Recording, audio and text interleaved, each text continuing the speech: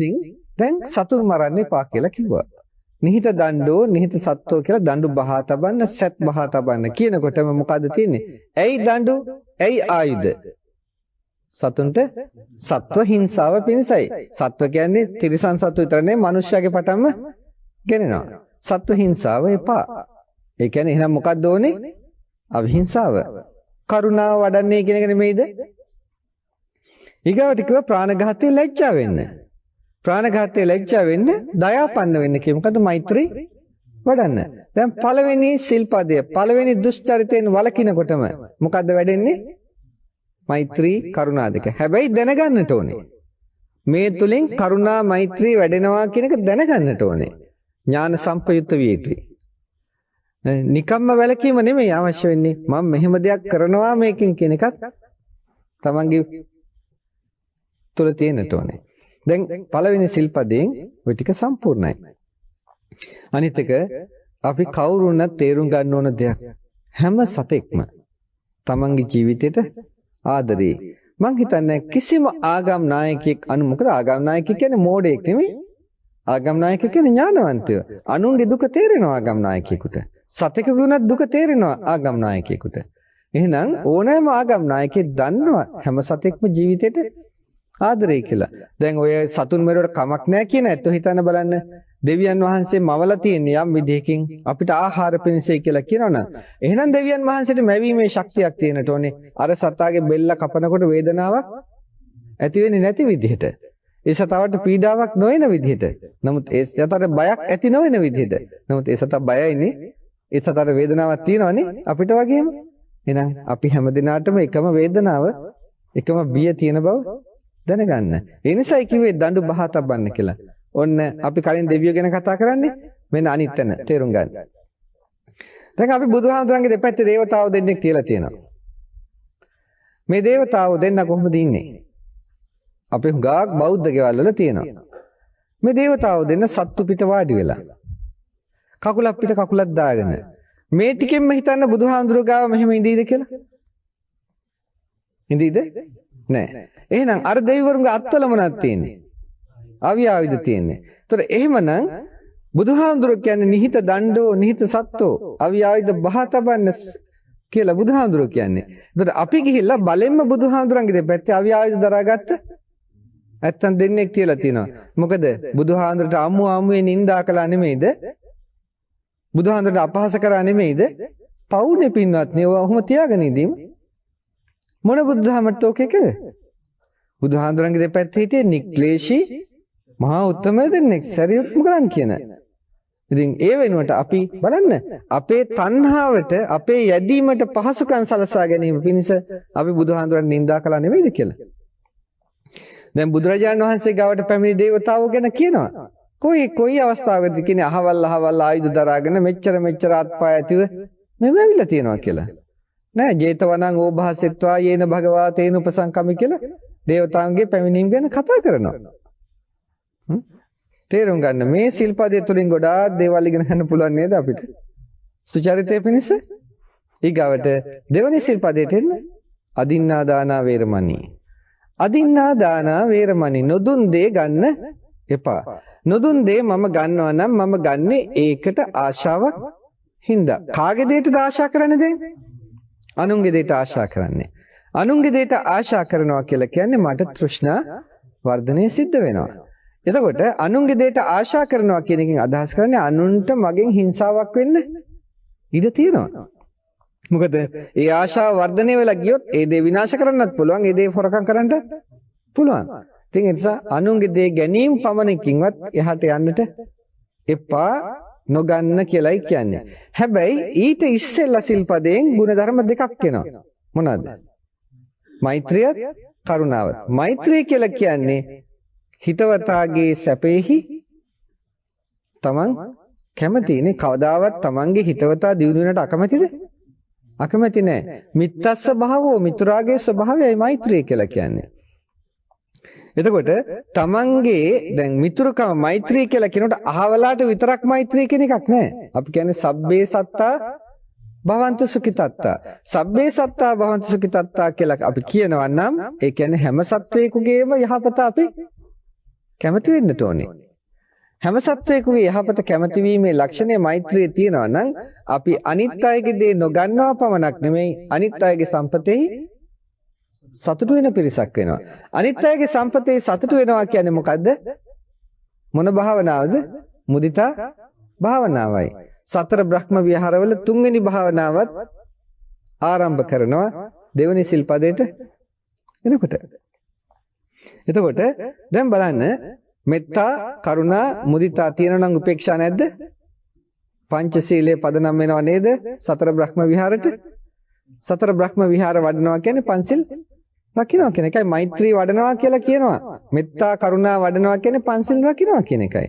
මෛත්‍රියක් කරුණාවක් තියෙනවා නම් මුදිතා උපේක්ඛා තියෙනවා. පෙරපස නොවීම තියෙනවා. ඒතර තුන්වෙනි සිල්පදයට එන්න කාමේසු මිච්ඡාචාරා වේරමණී කියලා. පින්වත්නි මේක ගැන හුඟක් හිතන්න ඕනේ. අද සමාජයේ මෙහෙම සිල්පදයක් තියනවද කියලාවත් දන්නේ නැත්තරමට. අද සමාජයේ පුදුම විදිහට විකෘති වෙලා තියෙනවා. ඒ විකෘති භාවය නිසා තමයි අද කාමේසු මිච්ඡාචාරය අනුමත කරන නොඑක් අන්දමින් මේ විදිහට සමාජයට විෂමදායක අදහස් ප්‍රකාශ කරන පුද්ගලයෝ සමාජය තුළ බිහි වෙලා තියෙන්නේ. මේකේ මොකද්ද දකින්නවද සුබයක් මේකේ? මුළු අනාගත પરම්පරාවම විනාශයි කියලා දැනගන්නට. ජනමාධ්‍ය තුලින් උනත් ජනමාධ්‍ය දැනගන්න ඕනේ. ජනමාධ්‍ය තියෙන්නේ සමාජයේ විෂම කරන්නට නෙමෙයි. ජනමාධ්‍ය තියෙන සමාජයේ දූෂණය කරන්නට නෙමෙයි. ජනමාධ්‍යයක් තුලින් සමාජයේ යම්කිසි සාරධර්මයක් දියුණු කරන්න ඕනේ. නමුත් අද බොහෝ විට ජනමාධ්‍ය වල සංකල්ප වෙලා තියෙන්නේ සල්ලි හම්බ කරනවා නම් ඕන ජරා වැඩක්. ඒ තත්ත්වයට සමහර ජනමාධ්‍ය පෙළඹිලා තියෙනවා. බලන්න දරු පරපුරට වෙන විනාශය. කාටද මේ ඔක්කොම අපි කරන්නේ? කවුරු බලාගෙනද මේ කරන්නේ හැම දෙයක්ම? අනාගත પરම්පරාවක් බලාගෙන. මේ අනාගත પરම්පරාවක් විනාශ වෙලා ගියාම කොහෙද සමාජයක් ඉතුරු වෙන්නේ? නිකන් හිතන්න පොඩ්ඩක් කොහේ යන ගමනක්ද අපි මේ යන්නේ කියලා. බලන්න සමහරක් වෙලාවට සමහරක් අම්මලා ගෙදරින් පිටත් වෙච්චාම උදේ පාන්දර ගෙදරට එනවා හවස. මං හිතන්නේ ඒ අම්මලට පුළුවන් කියලා දරුවෙකුට හරි අම්මා කෙනෙක් වශයෙන් මුණ දෙන්නට. ඉතින් අම්මලා විතරක් නෙමෙයි ඉතින් අම්මලායි පැත්තේ නම් තාත්තලා ගැන අහන දෙයක් නැහැ නේ. දෙපැත්තම සමබර වෙනවා.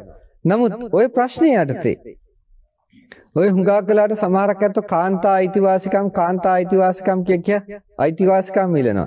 එක කාන්තාවක් ගැනවත් අහලා තියෙනද මාතෘ අයිතිවාසිකම දෙන්න කියලා කතා කරනවා. මවකගේ අයිතිවාසිකම දෙන්න කියලා කතා කරනවා. නෑ කවුරුත් කතා කරන්නේ. ඒ කියන්නේ කාන්තාව ඔක්කොම මාතෘත්වයේ අමතක කළා දාලා තියෙන්නේ. ඇත්තයිනේ දැන් දරුවා අපේ අම්මලට වදයක්. දරුවන්. ඒක නිසා දරුවන් හැදීමත් ආර්ථිකය පිටින් දාලා ඒකත් අපි සීමා කරලා තියෙනවා. ඒක මහා විපතක්, මහා වින්නහියක් ඒගාවට එන්නේ. ඉතින් බලන්න මේ සංකල්පය තුළ මොකද්ද මේ වෙන්නේ කියලා.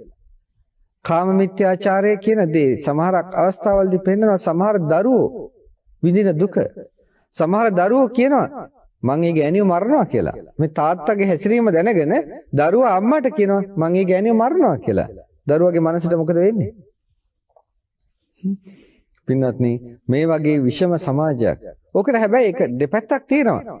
දැන් සමහරක් වෙලාවට සමහර පවුල්වල මහ ප්‍රශ්න. මොකද ඉවසීම නැතිකම. විශේෂයෙන්ම කාන්තා පක්ෂයේ ඉවසීම නැතිකම.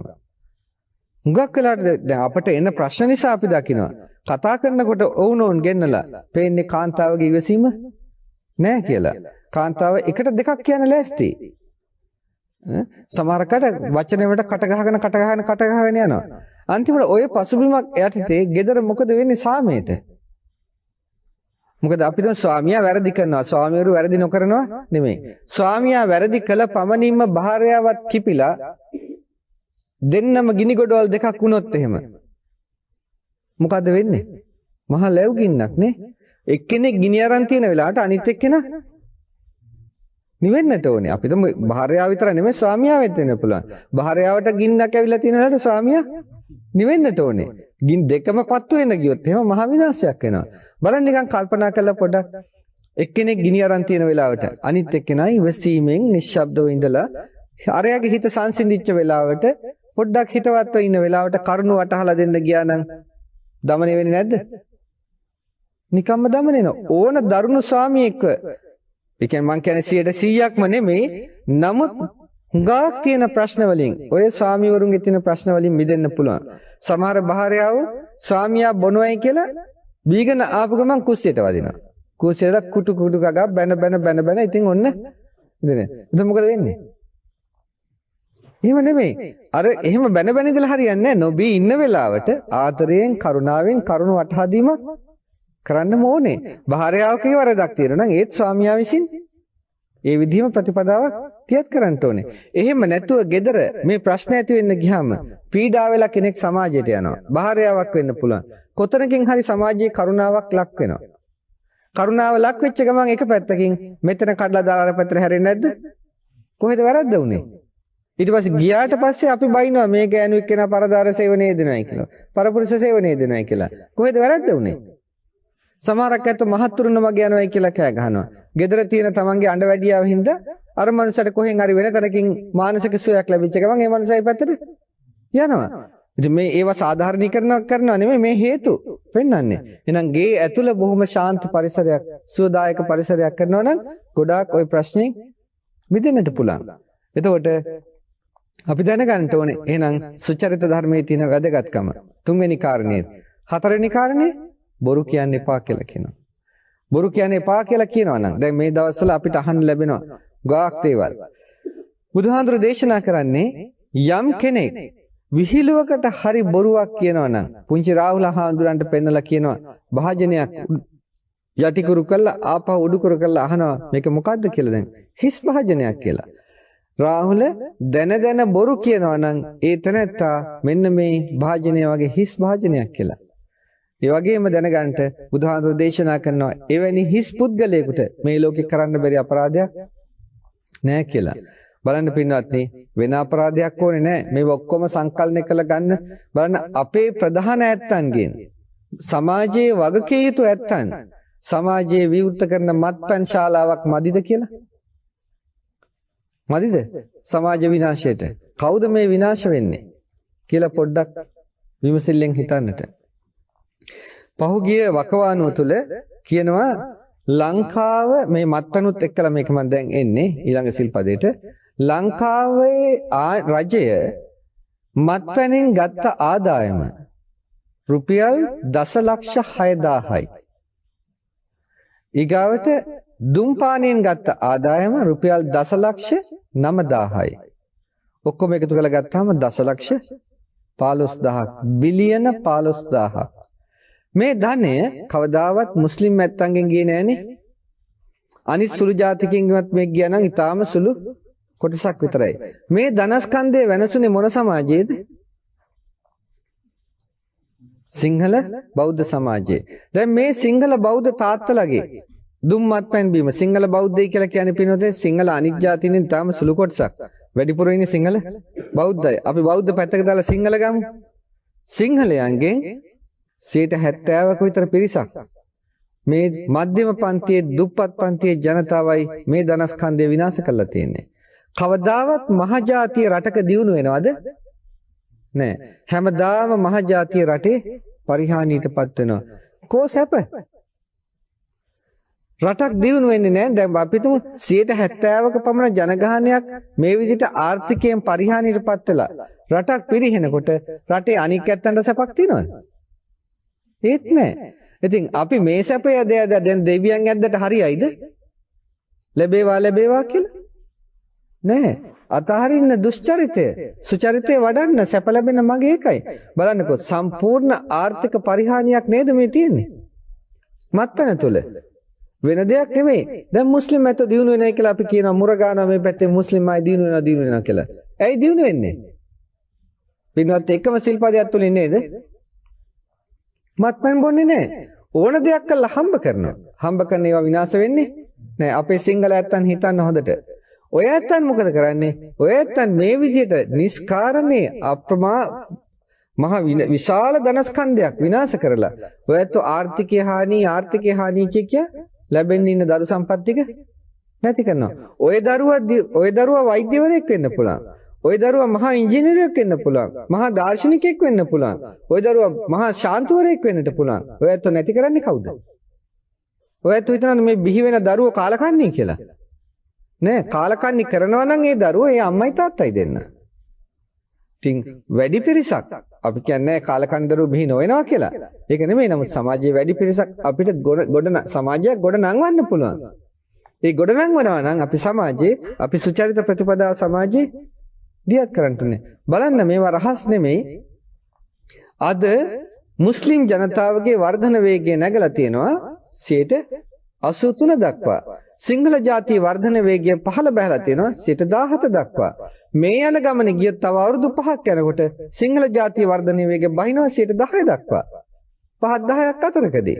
අර වර්ධන වේගය 100%ක්ම නගිනවා. මොකද්ද වෙන්නේ කියලා හිතන්නට. අනාගතයේදී. දැන් බලන්න මේ පැත්තෙන් අපි මහා විනාශයකට නෙමෙයිද මේ මුණ දීලා සිටින්නේ. කවුද මේ විනාශය කරන්නේ? කවුද මේ මත්සන් ශාලා තනින් තන අරින්නේ? අපි එම ඇත්තෝ නෙමෙයිද? මේ මුස්ලිම් ඇත්තෝද මේව අරින්නේ? මේ අනිත් ඇත්තෝද අරින්නේ? දෙමළ ඇත්තෝද මේ අරින්නේ මේව? නෑ මේවා විවෘත කරන්නේ කවුද දිගට හරහට සමාජයේ? බලන්නකෝ අද ගහලා තියෙන සිංහයෝ ටික පාර පුරා. අර ළමයින්ගේ මනස මොනතරම් විකෘති කරනවද කියලා මේකේ? මොනතරම් නරක ආදර්ශයක් ළමයින්ට දෙනවද කියලා මේ සිංහයා? ඔය සිංහයාද? පින්වත්නි අපි සිංහ වංශයලු. සිංහ වංශයගේ ඇත්තන්ගේ සිංහ වංශයේ ඇත්තන්ගේ ඉතින් මට අපි කියනවා සුනක වැඩ කියන්න ඕනේ. වෙන විදිහක් නෙමෙයි. ඇයි මේ සමාජ විපතක් නෙමෙයිද මේ වෙන්නේ? මේ විදිහට කියනකොට සමහර දිනාට අමනාපයෙන් හිතා ගන්න නම් එපා. ඔය හැම දිනාට නොපෙරෙන පැත්තක් මේ පෙන්වන්නේ. ඒකින්ද මේ සමාජය වෙනුවෙන් කියන්නේ දරු පරපුර වෙනුවෙන් කියන්නේ ඔය ඇත්තන්ගේ දරුවෝ. දැන් යම් කිසි කෙනෙක් මේවට වග කියනවා නම් අනාගතයේ ඔය ඇත්තන්ගේ පරම්පරාවක් ඉන්නවා. ඒ පරම්පරාවෙත් පරම්පරා කීපයක් ඉන්න පුළුවන්. ඒ දරුවන් වෙනුවෙන් මේ කියන්නේ. නිසා කාත් එක්කවත් ද්වේෂයෙන්වත් ගැටීමකටවත් නෙමෙයි කියන්නේ. කාරුණිකව හිතලා බලන්න. දැන් අපි පහුගිය දවස්වල ඇහුවා ජනාධිපතිතුමියගේ විශේෂ අවධානයක් තියෙනවා කියලා. මත්පැනින්තොර සමාජයක් ඇති කරන්න ඕනේ කියලා. හරි ප්‍රශ්නයක් නේ. එහෙනම් බලන්න අපේ විපත කොතනද තියෙන්නේ කියලා. මේ තත්වයක් තියෙද්දි මේ දුෂ්චරිතය වර්ධනය වෙනවා. සුචරිතය පිරිහිගෙන යනවා. මේක නිසා නේද අපිට ලැබේවා කියලා යදින්න වෙලා තියෙන්නේ ගිහිල්ලා. දැන් බලන්න මෙන්න මේ පසුබිම. දැන් මෙතන බ්‍රහ්ම විහාර 4ක් තියෙනවා. මම පොඩ්ඩක් තව විනාඩි කිහිපයක් අරගන්නවා මේකට. බ්‍රහ්ම විහාර 4ක් තියෙනවා. මේ බ්‍රහ්ම විහාර 4 වැඩනකොට පුද්ගලයාගේ මනස කොහොමද වෙන්නේ? මනස පිරිසිදු වෙනවා. මනස පිරිසිදු වෙනකොට ශරීරයේ හෝමෝන්ස් ක්‍රියාවලිය පිරිසිදු වෙනවා. ඒ අතර ලේ ධාරාව ප්‍රසන්න වෙනවා. පිරිසිදු ලේ ධාරාවක් ඇති පුද්ගලයාගේ ඒ ලේ වල තේජෝ ශක්තිය තේජස ශරීරයෙන් පිට වෙනවා. ඒක තමයි ශක්තිමත් රශ්මි ධාරාවක් පිට වෙනවා කියලා කියන්නේ. ඒකම කියනවා ඒ තෙරුවන් සරණ ගිහින් පන්සිල් රකින්න කෙනා සුචරිතයේ යෙදෙන කෙනා. ඒ සුචරිතයේ යෙදෙන කෙනා යා තත්ත දේවතා ආසුන් තාසන් දක්ඛිනමා දිසේ. ඒ පංච දුෂ්චරිතයෙන් වැළකීලා පංච සුචරිතයේ යෙදෙන තෙරුවන් සරණ ගිය උපාසකයාටයි කිව්වේ පඬිතයා කියලා. ඒ පඬිතයා යම් තැනක දාන ආදී යම් කුසල කර්මයක් කළා නම් එහි දේවතාවන්ට ඒ කුසල් අනුමෝදන් කරන්න කියනවා. යා තත්ත දේවතා ආසුන් තාසන් දක්ඛිනමා දිසේ. ඒ කුසල් අනුමෝදන් කරපුවම කුසල් අනුමෝදන් වන දේවතාවෝ යාට පෙරලා ආශිර්වාද කරනවා. දැන් බලන්න මෙතන පසුබිම. මේ තැනත්තා කුසල් කරනවා. ඒ තැනත්තාගේ ශරීරය වටා තියෙන රශ්මිය වරින් වර පැතිරෙන ප්‍රබල රශ්මි ධාරාවක්. අර පැත්තෙන් දේවතාවෝ ඒ ඇත්තන්ට ආශිර්වාද කරනවා. දෙවියන්ගේ කුසලසිත අලෝභ, අද්වේෂ, අමෝහ චේතනා වර්ධනය වෙනවා. ඒ ඇත්තන්ගේ. ඒ පිරිසිදු සිතෙන් යුක්තව තමයි දේවතාවෝ ආශිර්වාද කරන්නේ. ඒ ආශිර්වාදය මෙතන ප්‍රබල රශ්මි ධාරාවකින් යුක්ත මේ පුද්ගලයාට ආකර්ෂණය වෙන්නේ නැද්ද? ඒක ආකර්ෂණීය වෙනවා. දැන් මෙයාගේ වටේ දෙවියන් විසින් දෙන ලද ආශිර්වාදාත්මක රශ්මියකුත් බලපවත්වනවා. දේව ආශිර්වාදයකුත් තියෙනවා. දැන් දේවතානුකම්පිතෝ උපෝසෝ සදා භද්‍රානි පස්සති කිව්ව එක වැරදිද? කිව්වා මනුස්සානම් පියෝ හෝති අමනුස්සානම් පියෝ හෝති කියලා කිව්වා වැරදිද? මෙන්න මේකයි සුචරිතය කියන්නේ. මේකයි යහපත් මාර්ගය. මේ මාර්ගයේ යන කෙනා මෙලවත් දියුණු වෙනවා, පරලොවත් දියුණු වෙනවා, නිවන් සුවයටපත් වෙනවා.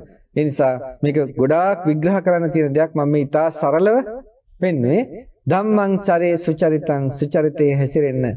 නැතන් දුච්චරිතං චරේ දුච්චරිතේපා.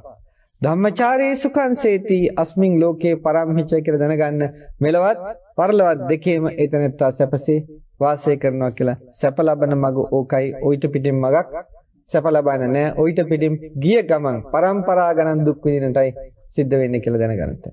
ඉතින් මේ සුචරිත ධර්මය හොඳින් විමසා බලමින් තමන්ගේ ජීවිතයට සම්බන්ධ කරගන්න අගුණ දුරු කරගන්න ගුණධර්ම වඩා සිටවා ගන්නට හැම දිනාටම උතුම් තෙරුවන් සරණින් සියලු යහපත වේවා ශාන්තිය වේවා